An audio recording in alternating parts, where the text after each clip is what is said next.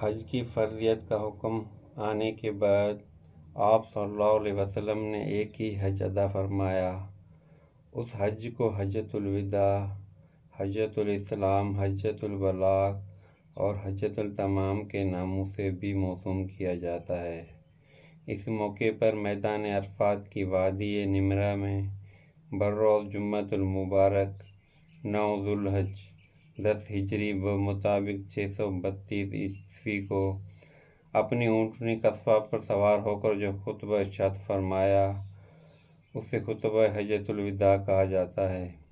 آپ کے سامنے کم و بیش 1,40,000 صحابہ کرام کا ٹھاٹھے مارتا ہوا سمندر تھا۔ بسم اللہ الرحمن الرحیم۔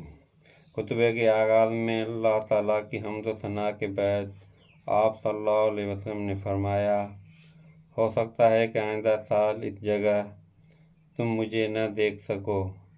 گویا اپنے وصال مبارک کی پیش گوئی فرما دی۔ ایک صحابی نے پوچھا، پھر ہم کیا کریں؟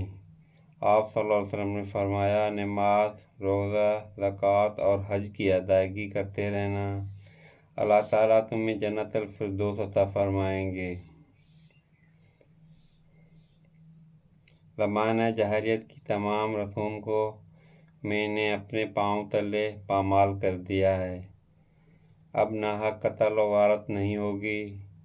بنو حذیل قبیلے نے میرے خاندان کے ربیع بن حارث کے دودھ پیتے بچے کو قتل کر دیا تھا۔ میں نے اس قتل کی معافی کا اعلان کرتا ہوں۔ اس طرح سود حرام ہے۔ زمانہ جاہلیت کا سود معاف کیا جاتا ہے۔ میرے چچا عباس بن عبد المطلب کا سود جن کے ذمہ ہے میں اسے معاف کرتا ہوں۔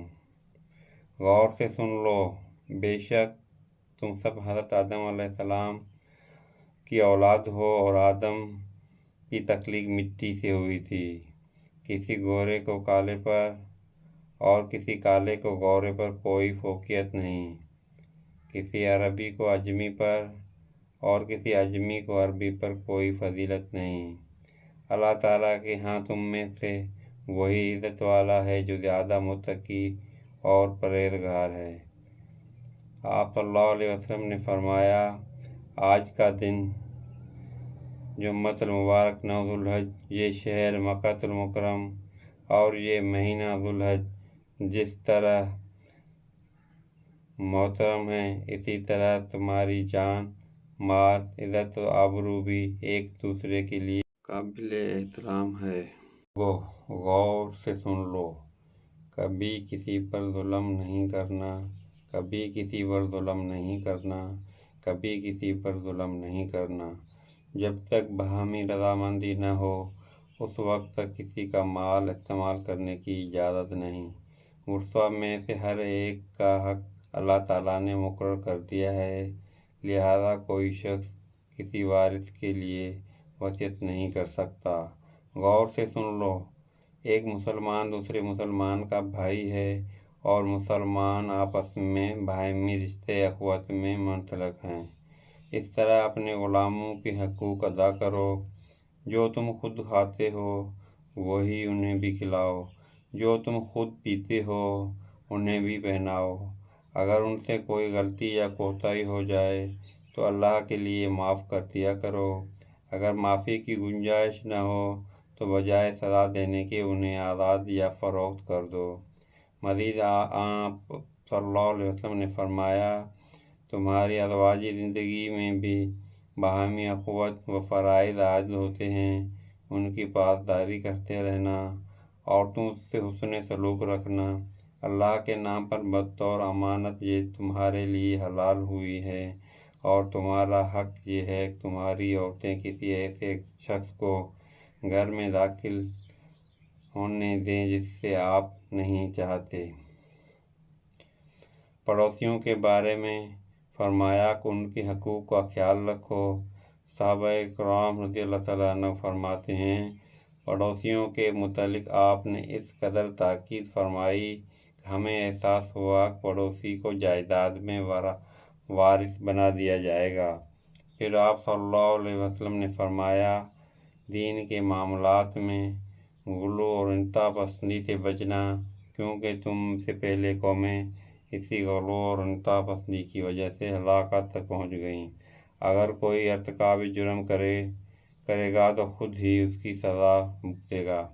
باپ کے بدلے بیٹے یا بیٹے کے بدلے باپ سے انتقام نہیں لیا جائے گا۔ میں تمہارے درمیان دو ایسی چیزیں چھوڑ کر جا رہا ہوں، اگر تم انہیں مضبوطی سے تھامے رکھو گے ہرگز گمراہ نہیں ہوگے۔ ایک حدیث میں ہے، وہ دو چیزیں اللہ تعالیٰ کی کتاب قرآن مجید اور رسول اللہ صلی اللہ علیہ وسلم کی سنت ہے، اور دوسری حدیث میں ہے کہ وہ قرآن مجید اور آپ کی اہل بیت و اطہار ہیں۔ خطبہ کے اختتامی حصے میں آپ صلی اللہ علیہ وسلم نے فرمایا، یاد رکھو وہ وقت بہت قریب ہے جب تم اپنے رب کریم سے ملو گے، وہاں تمہیں اپنے اعمال پر جواب دہ ہونا ہوگا۔ میرے بعد ایسا نہ ہو کہ ایک دوسرے کی گردنیں کاٹتے رہو، کافر یا گمراہ نہ ہونا۔ غور سے سن لو، جو لوگ یہاں موجود ہیں، میرا یہ پیغام ان تک پہنچا دیں جو یہاں موجود نہیں۔ ہو سکتا ہے کہ جس تک یہ پیغام پہنچے وہ تم سے زیادہ میرے پیغام کو سمجھے اور یاد رکھے۔ آخر میں آپ نے حاضرین سے استغفار فرما کر فرمایا، کیا میں نے اللہ کا پیغام تم تک پہنچا دیا؟ تو جملہ نفوس قدسیہ نے یک زبان ہو کر جواب دیا کہ آپ صلی اللہ علیہ وسلم نے پیغام الہی ہم تک پہنچانے کا حق ادا کر دیا۔ آپ نے شہادت کی انگلی سے 3 دفعہ آسمان کی طرف اشارہ کیا اور بارگاہ رب العزت میں عرض کی، اے اللہ تو بھی گواہ ہو جا۔